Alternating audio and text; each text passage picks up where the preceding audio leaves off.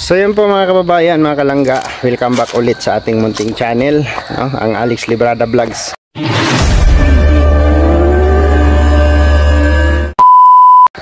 So isang mapagpalang araw, umaga gabi sa ating lahat, no? So thanks God at nakarating tayo dito sa Dait from Davao, no, na ligtas. At hindi ko binibibi yung aking nararamdaman. So kailangan ko magpapawis, kaya punta tayo dito, no? Pero medyo masakit pa talaga siya, pero sabi ko sa Monday siguro ay magpa-check up kami para sureball, no? Sureball. So dito tayo para bumisita sa ating mga tanim dito sa kubo nila Dudong. No, alagaan natin ito, no? Alagaan natin habang nandito tayo yung kubo, kasi maraming mga memorya dito na hindi natin makakalimutan, di ba? Samantala nung dito pa sila Kuya Awi, sila Ate Cho, no? So sana ito magsilbing kay Ate Cho, kung halimbawa mapanood niya tong video na to na inaalagaan natin yung kubo, no? Magiging happy si Ate Cho, no? Kapag naka-recover na siya, no? So patuloy po tayong magdarasal, prayer para po sa agarang paggaling ni Ate Cho, no? At malampasan ni Dudong lahat ang mga pagsubok na pinagdadaanan niya ngayon. So salamat sa mga prayers po ninyo, suporta at pagmamahal po kay Dudong Ruel of Malalag, no? So thank you sa inyo. So ito, gagawin ko ito, no, para matuwa si Ate Cho, no? Matuwa si Ate Cho, no? Kapag okay na siya, na pwede na siyang sumilip-silip sa gadget, no, na pwede na siya makapanood-nood, ay matuwa siya sa ating ginagawa, no? So hindi siya ma-stress na panoorin yung kanyang tawag nito, yung ng kanyang anak, no? Yung investment ng kanyang anak na makita niyang malinis, no? So isa rin po ito sa para maganda rin sa paningin nila na maalagaan natin tong kubo, lalo na wala sila dito, no? Tayo yung laging bibisita dito, and then for the meantime si Justin siguro mag-i-stay dito sa kubo.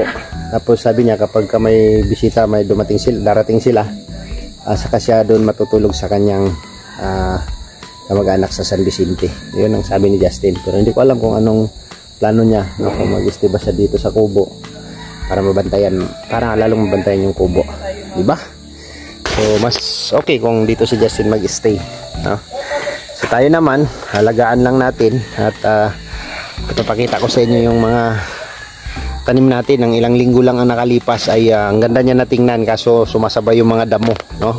Sumasabay talaga yung damo. At si Kuya Mario naman, yung purma ng aking gardening sinira.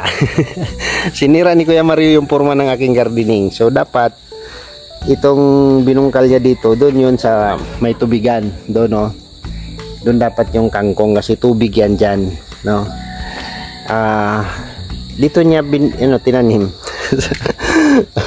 Wala, nasira yung aking diskarte sa aking paglinya-linya sa aking mga tanim. O tingnan nyo. Nawala sa linya.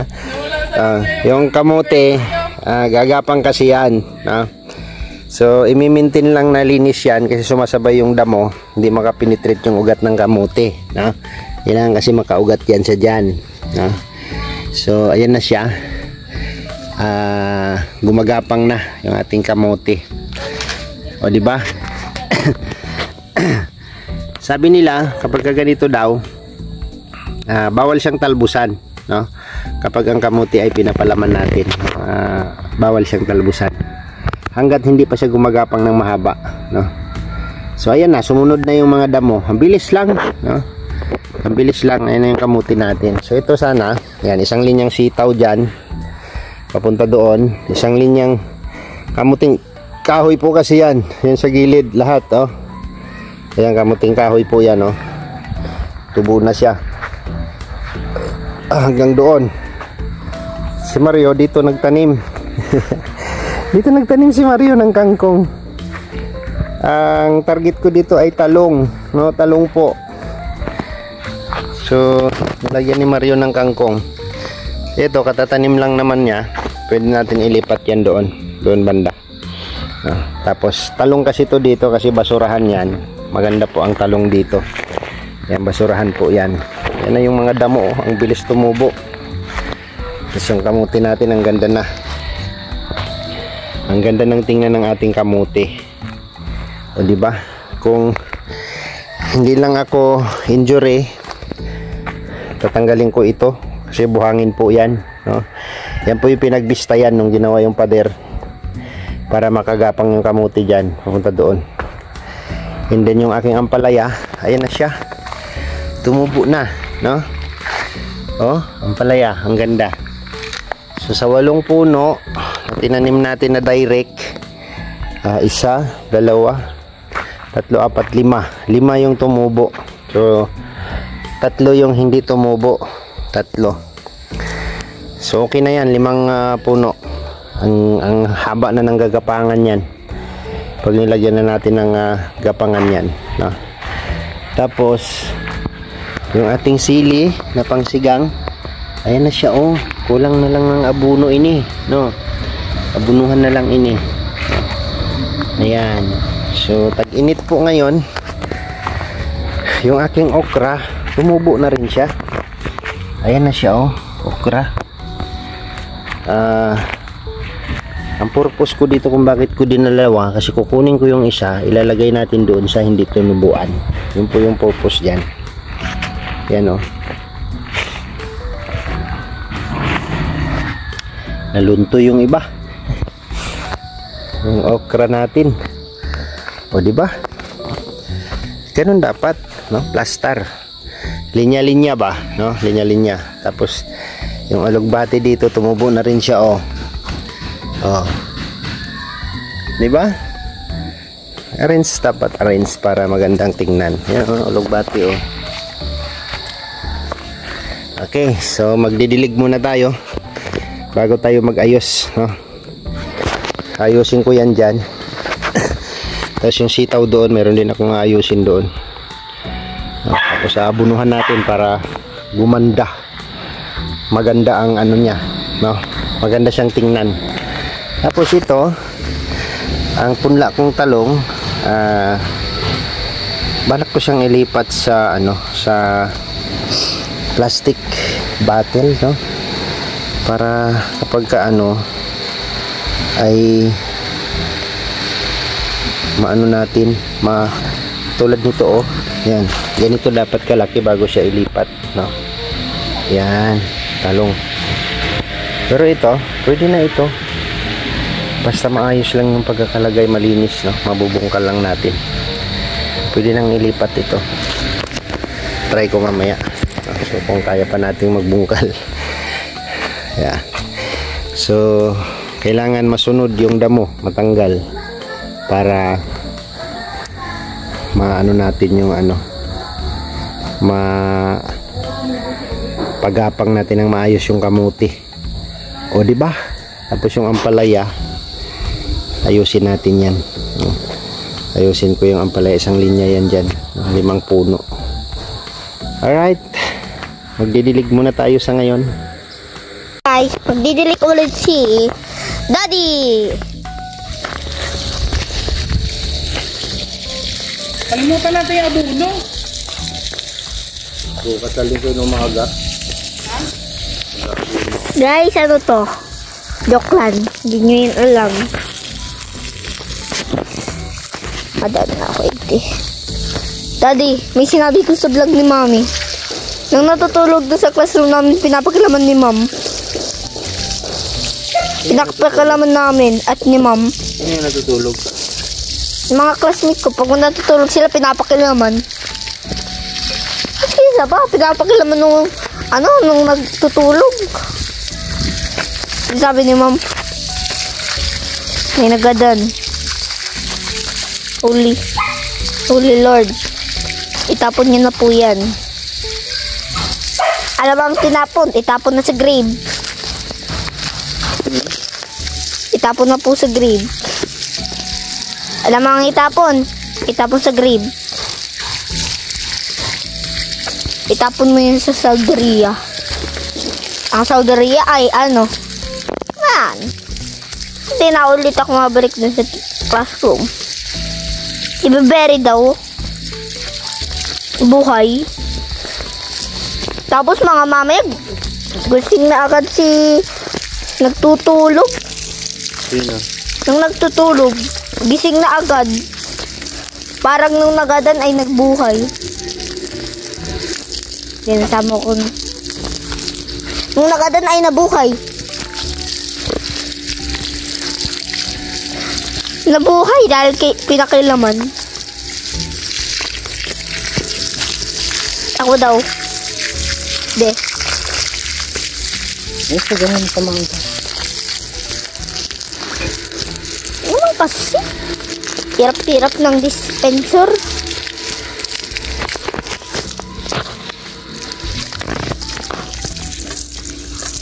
Minsan talaga di.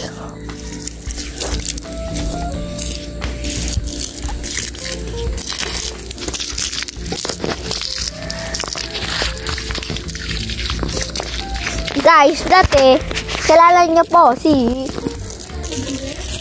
Ha? Nung nag... O, alis yan. Ito.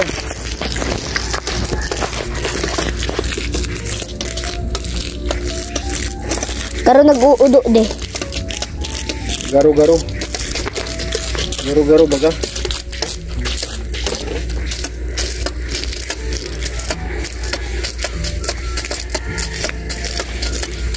Garo shotgun.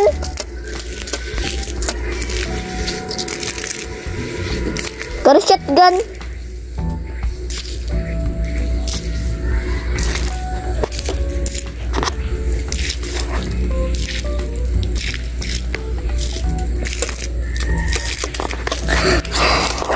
Guys, si Inda ko.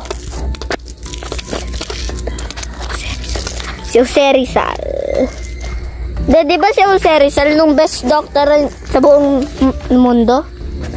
Siya ng professional doctor, kasama niya nung nung professional din.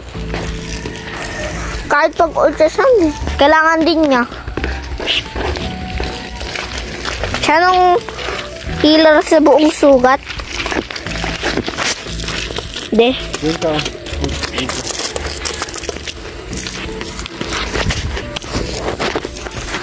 Wow, nagtubo ng kamote.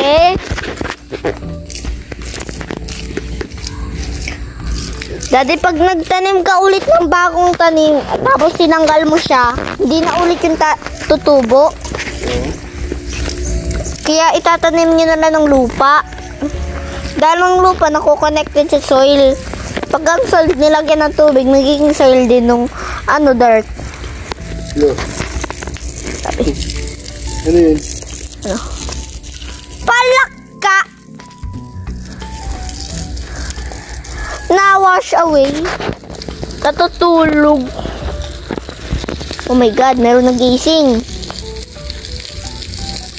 Pasain mo nga ni Ide. Pasain mo para mag-alis. Sariling buhay. Sinabi niya, kakainis tong matanda na ini. Ginising pa ako. Siguro. Kaya lang sama na naman ang tingin niya sa akin eh.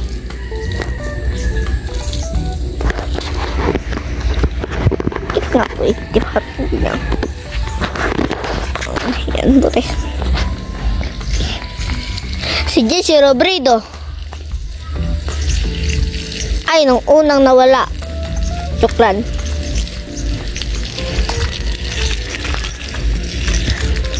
Guys, panoodin nyo po sa Alex Librada Vlog, sa Alex and King at Alex Librada Vlog. Panoodin nyo po ng vlog ko.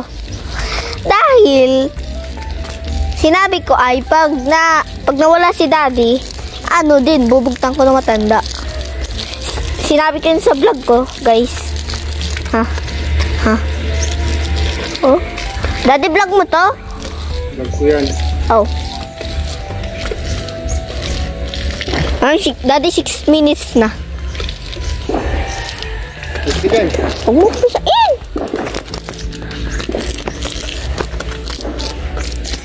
Daddy, ang dugyot. Whee! Gara mga isdang, gara mga isdang tubig. Isda na tubig. Daddy. Okay, sabi ako, mahilig ako magmaritis sa'yo. Dati yung shotgun na, nung mile range niya ay 260 kilometer max speed. Pag binaril mo yun sa the same kilometer nung Devil 16, pag nag-race kayo sa shotgun, di pag kinuha mo yun, nasusunog man din. O kaya mababalatan ka dahil ang ikot nun ay pangpabilis. Kaya pag nag-iikot yun ng bilis at ka nakikita, yun, nung ikot nga ay nasa 45 million speed ha. Tapos pag naignitan yun, may enough pag 75 million speed ng ikot, di masusunog man din yun. Dahil sa air. Dahil ka? Air. Masusunog agad ng shotgun, ng bullet. Agad na agad masusunog yun Pag nasunog daw ng bullet, di masusunog din ng kamay mo. Ganon. Kahit mag-shoot ka ng rubber gloves, matatanggalan ka pa din ng kamay. Ganon. Nung Devil 16, nagre-reach ng 45 million high speed kilometer per hour. Per hour? Per hour. Lupit nun Tabot. Nung pang gas, ay automatic. Kailangan niya ng electric engine.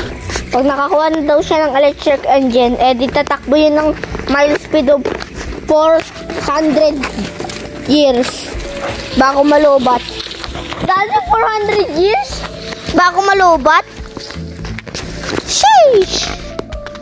Dati pag in-upgrade ko daw ng engine ng Devil 16, di indakulan. Ha? Indakulang.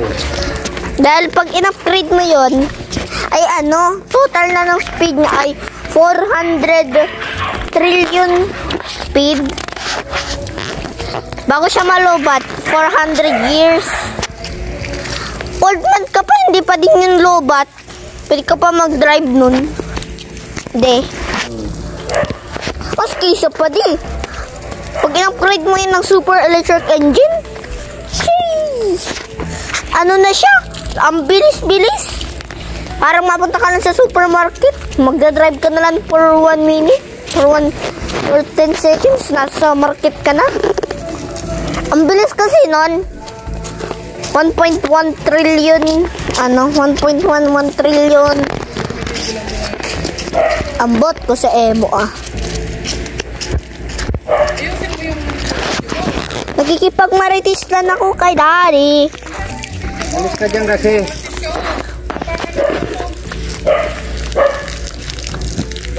Nagtubo ha. Ang tagal pala. Nagtubo na yan. Ano nga yan, Sili? Ay, manghang yung sili na yan. Nung mas mataas ay nung pang second.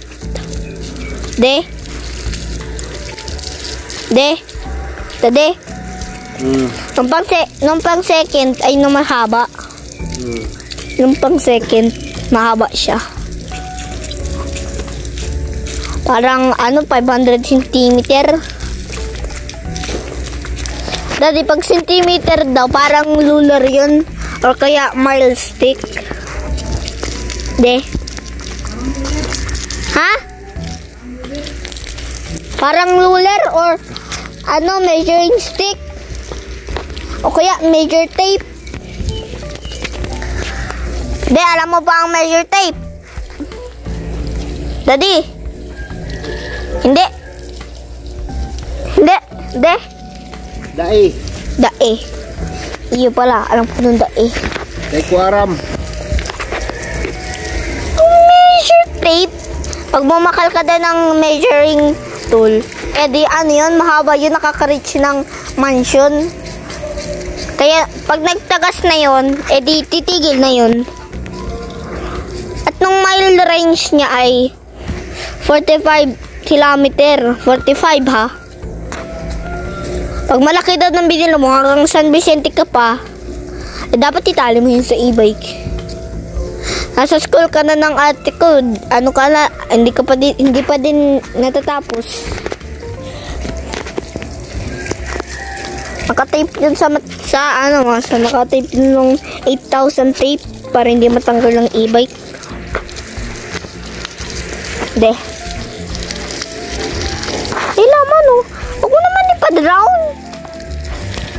Ito nga parang nasa swimming pool.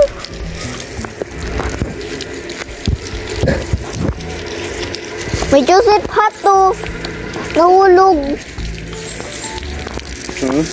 May nahulog oh. Joseph Hut.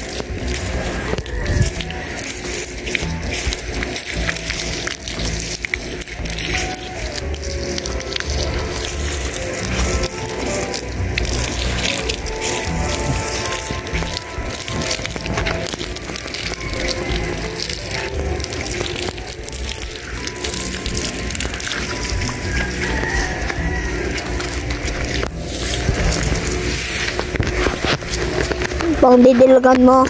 Daddy. 13 minutes na de. Tayo mo naman ano. Ilang minuto? Pwede 59.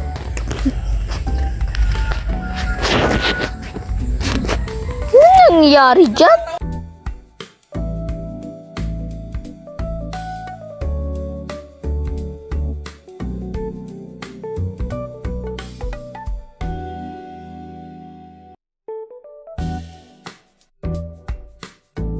Ano dyan? Daga!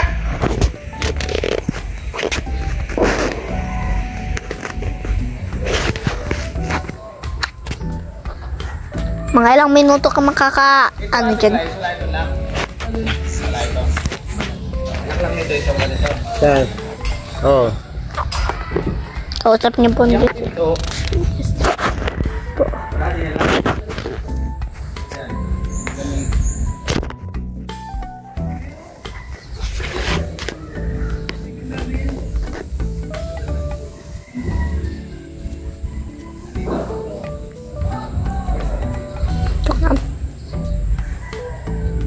Ilang susil? Tatlo? Oo, yung tatluhan. Try mo muna yung ano. Ano mo yung isa?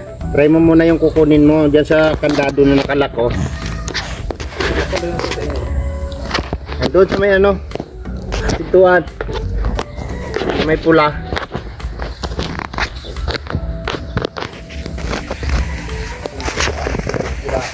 Yung pula na ano, tali. Kabli.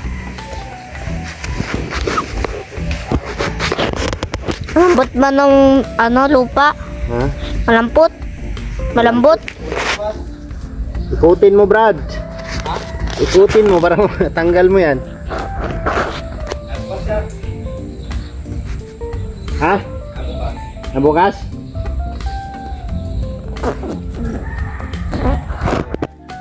Ayan, kumuha ka dyan ng isa. Yan sa tatluhan ha. Yung tatlong piraso. Saan?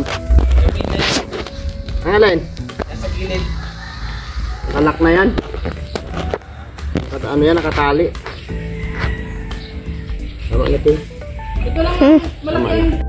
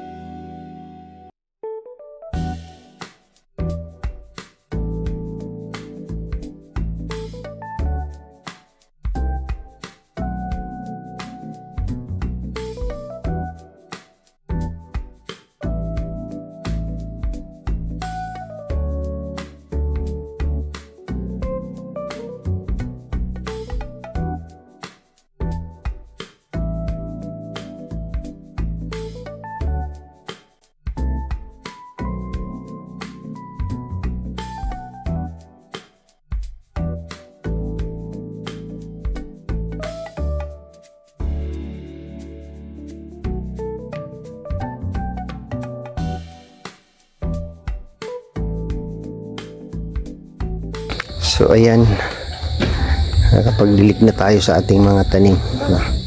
Naayos ko na rin yung mga okra dito, isang hilera. Tapos lagay mo lang yan dyan. Dito isang linya akong talong dito.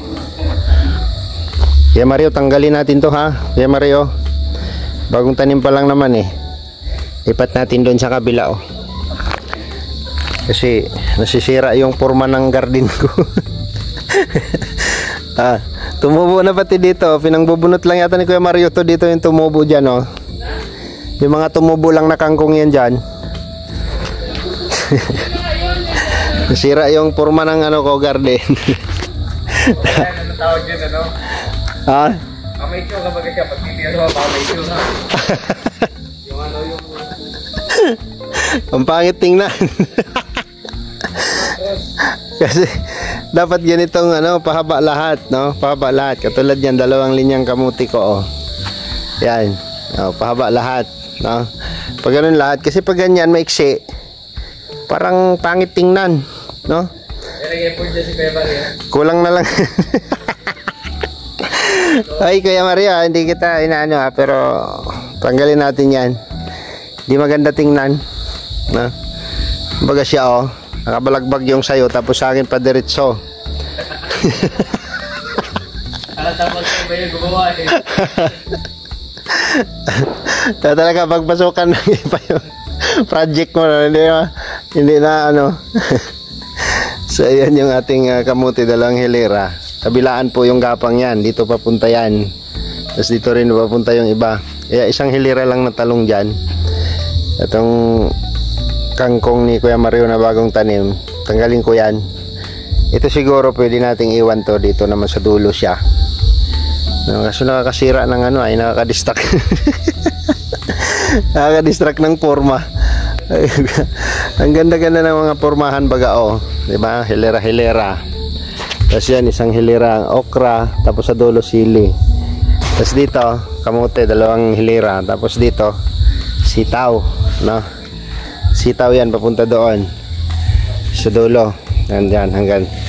Tapos kaya ito bakante to dito kasi yan yung gagapangan ng kamote. I-maintain lang natin ng linis yan ng damo para pagka nakapenetrate na yung kamote dyan, hindi na makakaporma yung damo, yan katulad yan gumagapang na yung kamote. So ang sitaw kulang na lang ng yung gagapang na yan yan, 1 hilera din yan. Halagyan ko na ng trellis yan. Ayusin ko lang, marami akong mga nadubli doon para natin dito sa mga hindi tumubo, para pagka nilagyan natin ng pagapangan maganda siyang tingnan, tapos itong ampalaya ko, 1 hilera rin yan papunta doon. Lagyan ko rin ng gapangan. Tapos pag tiningnan mo dito, diba ang ganda? Ganda niyang tingnan. Tapos meron tayong 1 hilera dyan. Pagka dito ka tumingin, nakabalagbag yung kangkong doon. Nakabalagbag yun doon, pero mag-aaway kasi sila sa kamuti dyan, mag-aaway sila ng kamuti dyan. Kaya tanggalin natin yan Kuya Mario ilipat natin doon sa kabila kasi nasisira yung view ang ganda pagkatingnan nakalinya-linya. Tapos pagka tinignan mo yung sa dulo, parang ibang yun kakaiba. Pag may halatang may ibang gumawa kakaiba so mawawala yung view sa natin kasi yung area na yan yung gagapangan ng kamuti. Tapos ito sa may talong dito 1 linya, maaabot din ang kamuti yan kasi malawak ang gagapangan yan. Tayo ng space yan so mamayagpag lang dyan, kamuti lang at saka yung kamuting kahoy. Tapos dito lang sa tabi-tabi yung mga gulay-gulay. Yan, okra, siling pangsigang, alugbati doon, white alugbati, tapos may pula doon sa dulo, tapos may tanglad. Di ba pag nagkatay ka ng nitib na manok, may kalamunggay doon lapit lang di ba? May tanglad. Ay, wala ka ng problema, matanim pa akong kamatis dito. Di ba? Kamatis, luya. O di ka na mapunta sa Ano para bumili ng Ricardo, nandito na. Literal na bahay ko. Kubo. Oh, bahay kubo. Tapos yun yan. Ano yun? Kailangan may tanim siya na ano, sari-sari din. Alright. So bukas ulit, na? Linggo bukas. So ganyan lang muna, dahan-dahan lang kasi di tayo makabuylo ay. Parang papawis na lang natin.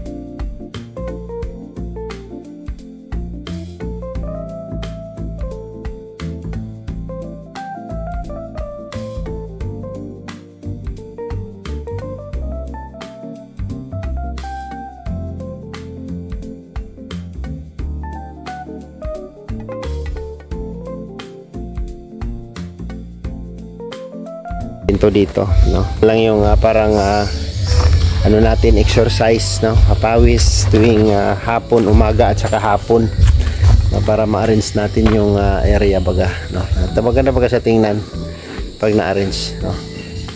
So ayan, bye muna for now and see you next vlog po mga kababayan, mga kalangga. Salamat po sa inyong suporta. Bye bye.